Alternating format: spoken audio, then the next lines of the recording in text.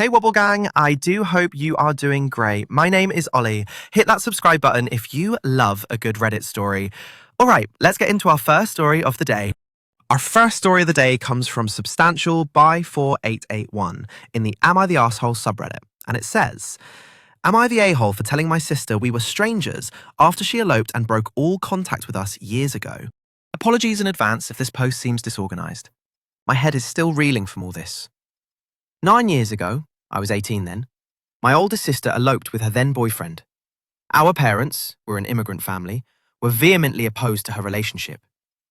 I remember being okay with it personally, as it wasn't my place to interfere. She eloped with her boyfriend and cut off all contact with us. My parents were beside themselves. I tried reaching out to her back then on different platforms, but was blocked. I even reached out to her best friends and asked them if they could at least get me in touch with her.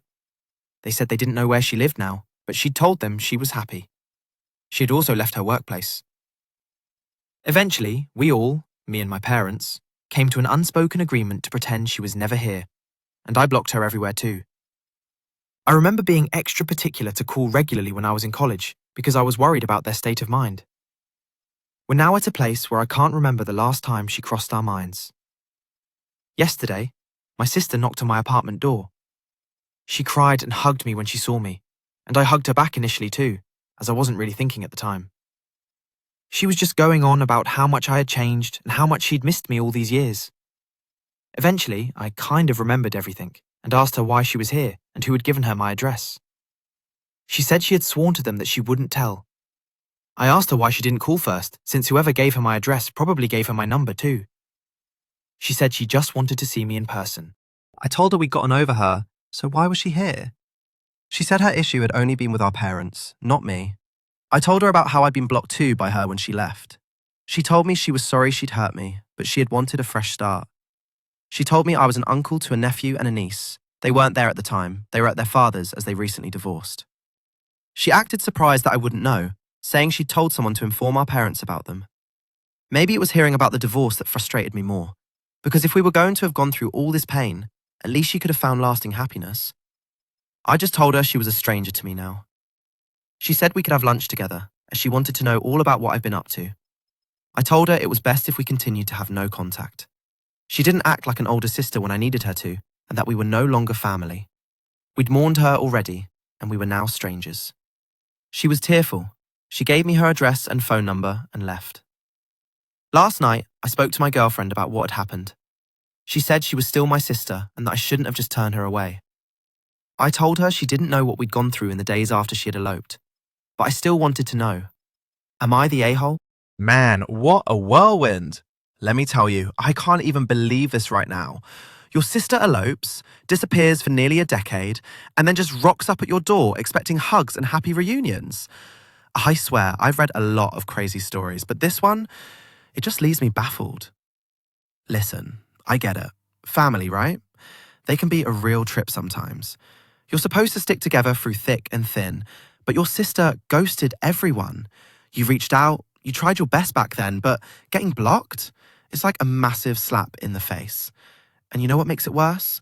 After all those years, thinking she was living her best life, it turns out she's divorced too. So after all the pain your family endured, all the upheaval, she expects a clean slate? It's just, your reaction feels justified, May. If anything, your sister should have thought about how her actions might impact those left behind. I know I'm not the only one losing it right now. If you're listening to this, you felt that too. Drop your thoughts below because I need therapy after this. A Reddit user says, I have a sister with whom I have had zero interaction for more than 30 years. She reached out to me after our mother's passing in 2018. We simply chose different paths in life. The only thing we have in common is our biological mother. I wished her well in life, but told her no, that ship had sailed. Obviously, she threw a fit, which just confirmed my decision to say no. What your sister did was unfair to you. It makes me wonder if he was controlling her, or if this is who she truly is. You're not the asshole. A user says, Absolutely, you are not the asshole. When will people start accepting the consequences of their actions? And why do other people think they can tell you how you should have responded to her? Your girlfriend should have kept her mouth shut and just held you, let you talk, and been there for you. I wouldn't tell your parents you saw her either. That's a band-aid you don't want to rip off.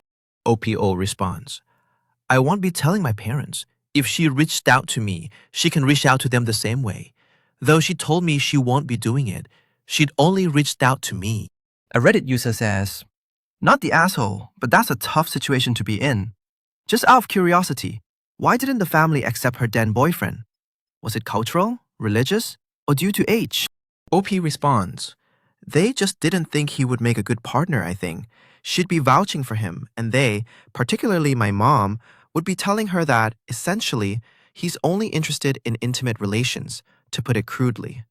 There may have been other subconscious reasons, possibly, I don't know, but at least when they talked about it, they would only bring up that he was bad news and that they were looking out for her. A Reddit user says, you're not the asshole. You're exactly right in what you said and how you feel about this. The issue here is that she's only returned because a significant part of her life changed. It wasn't a change of mind or heart, just circumstances. And she still managed to trample over and ignore any feelings or emotions you may have about her sudden reappearance. Never say never, but for now, I will definitely continue a life without this person's involvement, and any contact is up to you and no one else. A Reddit user says, you're not the a-hole. She broke all contact with you for nearly a decade. She treated you as if you were disposable. There is no relationship to salvage. She doesn't get to unilaterally decide to pick you up again just because it works for her. I'm guessing she's decided now's a good time because she's getting divorced and essentially needs something like time, attention, or a connection from you. Ask yourself, if she weren't getting divorced, would she have reached out? You need to figure out who shared your address with her. OP responds, I hadn't thought of this, and I've been feeling sick thinking this might be true since I read this. That she wouldn't have ever reached out if she hadn't gotten divorced. She would have been fine without ever seeing me again. Although she didn't ask for anything material during our interaction, I guess she wanted lunch. She thought after 9 years of almost forgetting I had a sister, I'd be okay with lunch. 4 days later, the OP comes with an update and says, hi, thanks a lot to everyone for the support in my post, and to those who reached out for support. I've been emotionally drained almost after meeting my sister. Like I said, I had made my peace after a lot of hurt and futile hope that I would never see her again. She had my number, and I hadn't blocked the new number of hers.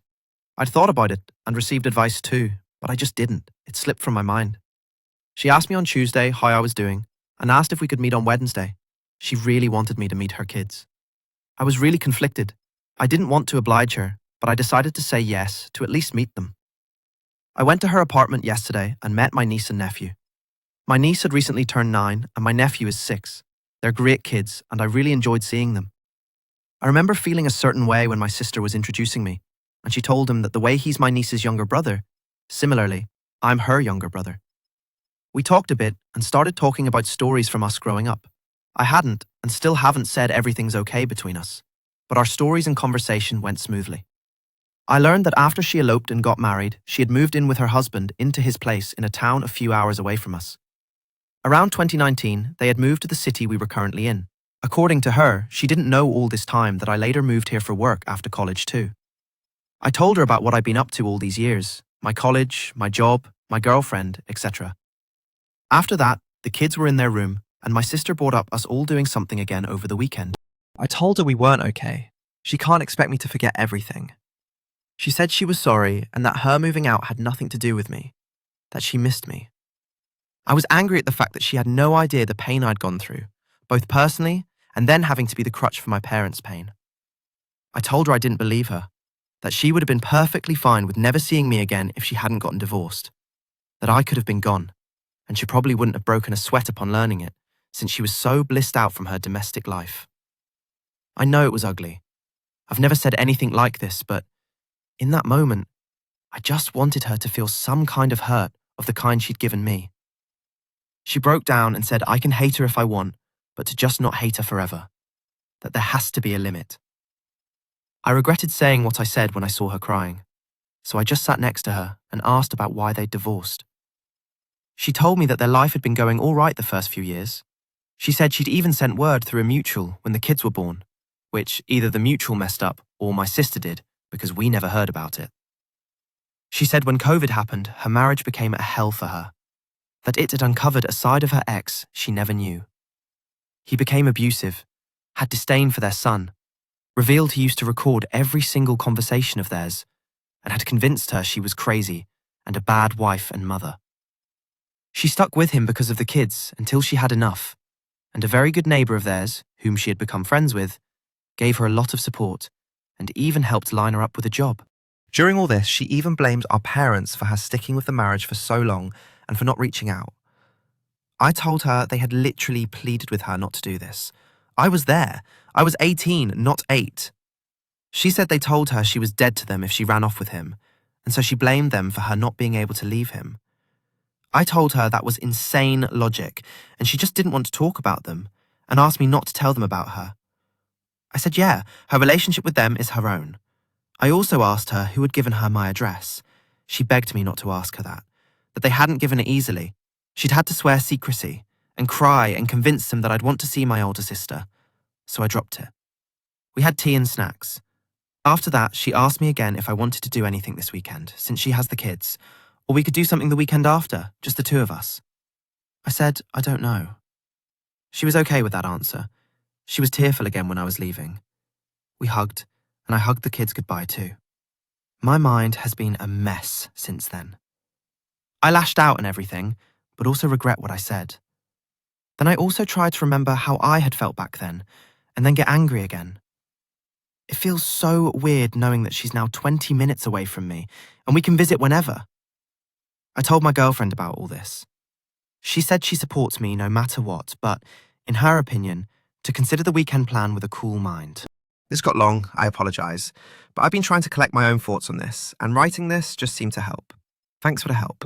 Our next story comes from Tangent Prism in the Off My Chest subreddit, and it says, My wife may never walk again. My pregnant wife works in the medical field. I received a call a couple of days ago that she had hurt herself, and her arms were hurting and starting to go numb. She said she talked to her doctor and was waiting for them to call back. I told her to let me know if I needed to come and get her or not. An hour later, she said they told her it was probably nothing, but she wanted to go home. I went to pick her up, and when I got there, she was in tears, couldn't move her arms and couldn't feel or move her fingers. As we walked outside, I told her we were going to the emergency room. We got to the emergency room, and between work and the emergency room, she could no longer feel her legs, and they were spasming uncontrollably every 3 to 5 seconds. They called a medical alert crew, or something like that, and they lifted her out of the car and onto a stretcher. We went inside and they checked her out, did an ultrasound, and said the baby was fine with a strong heartbeat. A couple of hours later, they got her into an MRI and checked out her spine, both cervical and thoracic. The results came back clear with no visible signs of damage.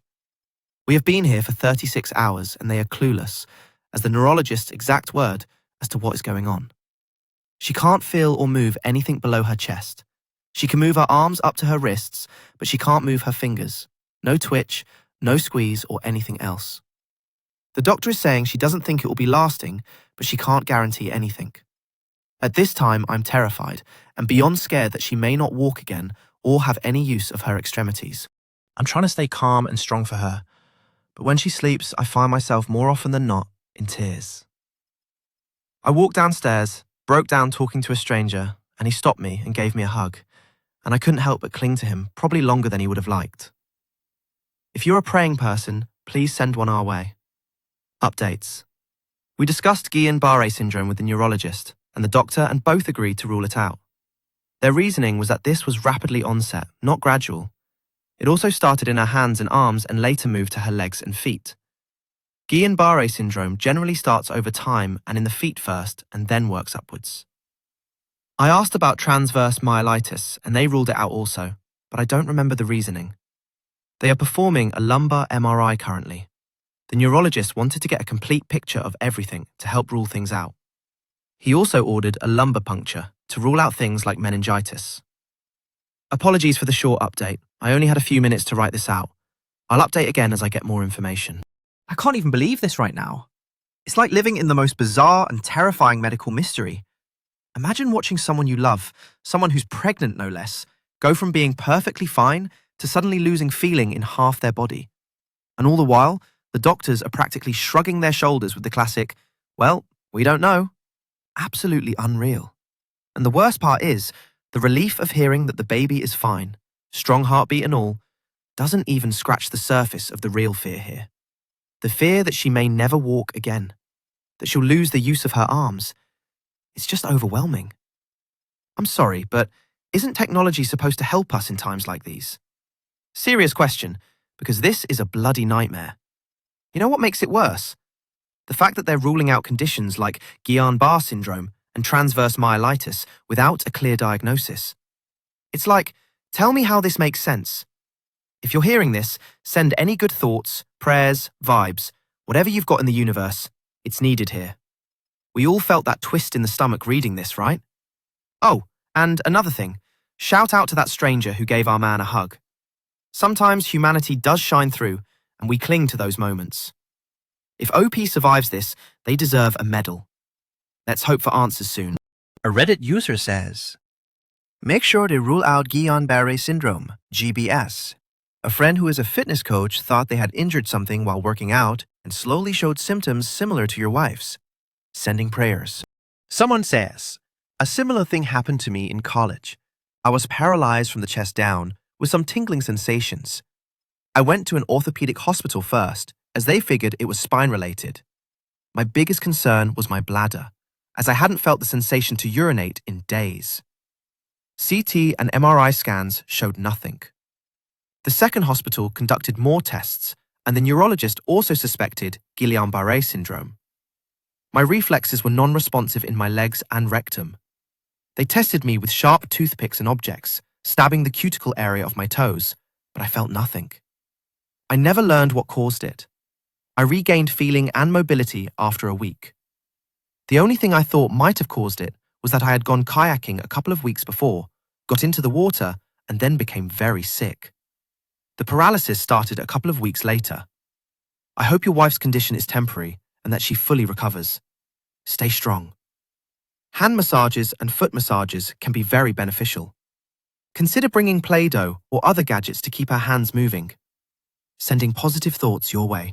OP responds, That's exactly what she's going through right now, pinpricks and everything. Due to the pregnancy, though, she can't get a CT scan. Thank you for sharing. Weeks later, the OP comes with an update and says, I posted several weeks ago about my pregnant wife having an accident or whatever you'd call it while at work. Quick overview. She heard and felt a pop in her shoulders and lost feeling in her arms and hands. I picked her up from work and on the way to the hospital, she lost feeling and movement in her legs. We got to the hospital and they did all kinds of tests, including MRI, ultrasound, EEG, EMG, echocardiogram, EKG, and many others. They also confirmed the baby was good. Update. They decided, wrongly as you'll read more below, on functional neurological disorder. They planned on physical therapy being the best course of action. More to the story. They reached out to the inpatient rehab facility near us and they denied us going there. They also reached out to several places within neighboring states and they all denied us as well.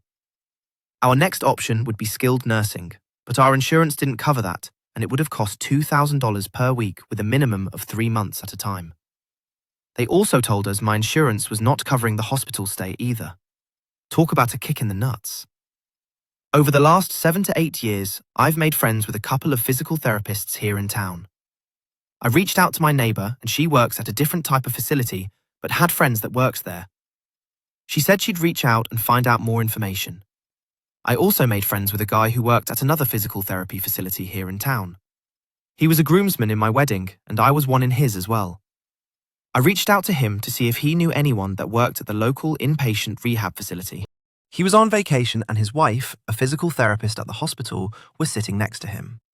She said she'd make some calls and let me know. Skipping some details in the middle here because they don't matter much.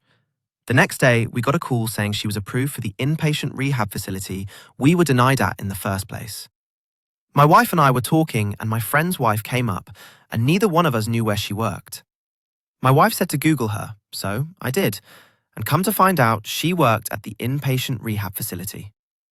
Not just worked there, but was one of the top doctors there. She was the one who pulled the string to get us there. They also said my other friend reached out and thought it was interesting that 2 different people were trying to pull strings that were not related or associated at all. We were finally transferred to the inpatient rehab facility after 11 days at the hospital. While there, we spoke to a new neurologist who wanted to order another MRI. It came back a couple of days later. The doctor came in and told us she did not have functional neurological disorder. They said she had a spinal cord stroke. My friend and his wife brought us dinner that night, and she wanted to answer questions we may have, and said she wanted to transfer us to a better, more specialized facility. We were finally transferred to the spinal rehab facility after 13 days. She is finally being treated for the correct diagnosis and in the correct location. They expect her to be there for the next 2 to 3 months. Brief recap. My pregnant wife hurt herself at work, which was not work-related, and went to the hospital. She has no feelings from the chest down. They diagnosed her wrongly with functional neurological disorder. Then she was diagnosed with a spinal cord stroke. We're at a specialized facility now, 4 weeks in with 2 to 3 months left. A Reddit user comments, While I am so glad to hear you guys found the right diagnosis and are getting the treatment needed, I'm so sorry you, and especially your wife, are going through this. And having been basically ignored for 2 weeks regarding your wife's care, kudos to the string pullers. They went above and beyond to make sure she is taken care of. Thank you for continuing to push for the proper care for your wife. Women often aren't believed with medical problems, especially pregnant women. Wishing for a healthy recovery and a healthy baby. Someone says, I know you said she was hurt at work, but it wasn't a work injury. However, contact a lawyer now. You said it was rare and it could have been a workplace injury. Weeks later, the OP provides another heartfelt update, stating, So, I've had several people reaching out offering advice, a listening ear, or whatever else is needed. I want to address all of you first. Thank you. I truly appreciate all the messages and, unfortunately, although I've read each one, I'm not able to respond to them all. Now, on to the update. She has been in the rehab facility for, I think, 5 weeks. All the days and dates are blending together. The facility is brand new, opened in August. They have all new state-of-the-art equipment and all of the therapists are very knowledgeable on how to use it. That's part of the good news. The bad news is the nursing staff wasn't as good as we expected, and we have had to file some complaints. When she got to the facility, not naming the facility for privacy, they did a pinprick test, and she scored a 0 on both legs. 2 weeks later, they tested again, and she was a 2 on both legs. They could feel her muscles activating and starting to move the legs, but then her spasms would take over. They have been working with her legs and had the OB group sign off on more physical therapy. Now that they have been given the green light, they started more aggressive therapy. They were able to get her to perform sit-to-stands, and she has been able to stand, assisted, but I don't know how much, for a few seconds with the therapist. They have her working on a bike, again assisted, but she can't trigger her legs to move fast enough to override the bike itself. She has been utilizing other therapy techniques, but I won't bore everyone with the details. She is starting to improve more and more each day. She also noticed this week that she can wiggle her toes. One more thing I will share is when she arrived, they gave her 1-inch cubes and she couldn't pick them up or move them, either too heavy or couldn't get a grip. Earlier this week, she was able to pick up a cube out of one side of the box and drop it on the other 40 times in 60 seconds. She has also been able to successfully sit up on her own, with her head looking up versus pressed down to her chest. Physical therapists will understand this more. She is still having problems with her bladder and bowel, and we believe that will be the very last things to come back online. They plan to send her home before the Thanksgiving holiday, but have since changed that to afterward. We don't want them to send her home just for the holiday and have pushed for her to stay longer. They agreed and have pushed back the discharge date into December. We have also been working with the OB, and the baby is still growing and doing well. They did want us to come back down to deliver there due to being high risk. They also stated they would expect to have a natural childbirth. That's probably a good enough update for now. I'll update again when I have another substantial update to write about. Pregnant wife is at the new rehab facility. Some of the nurses are not good, but therapists are awesome. and has been able to move her legs and wiggle her toes. She can also pick up 1-inch cubes, several in 60 seconds, where she couldn't pick them up before. Baby is still doing well. Discharge is scheduled for December. Old Afternoon 2459 comments. I wish you, your wife, and your little one strength. Thank you for the update. On a personal note, my husband and I went through something significantly dramatic and traumatic during pregnancy. Neither of us ever really processed it, as we needed to just get on with things because a baby was coming. Please consider taking the time for both of you, especially while she is still in residential physical therapy, to talk through things with a therapist, mental. You both have gone through a massive trauma, and it can affect you down the road if you just push it down. I speak from experience. Oh my, this is quite the journey, isn't it? I mean, we're talking about fighting through adversity with all the courage you could muster. And for crying out loud, she's making progress. It's like something out of one of those feel-good films. But this is real life, folks. I genuinely hope every small victory is a massive celebration, because she bloody deserves it. You know what we need now? Your thoughts. I mean, come on. You've been with me through this roller coaster of updates. Share your reactions, your stories, right down there in the comments section. And if this saga has pulled at your heartstrings even a bit, don't hold back. Dive into more of these mighty stories. They'll inspire, they'll shock, and trust me, you'll love every minute. Click around my channel, hit that subscribe button, and let's keep this chatter going, because really, we all need a bit of emotional therapy after this emotional whirlwind, don't we?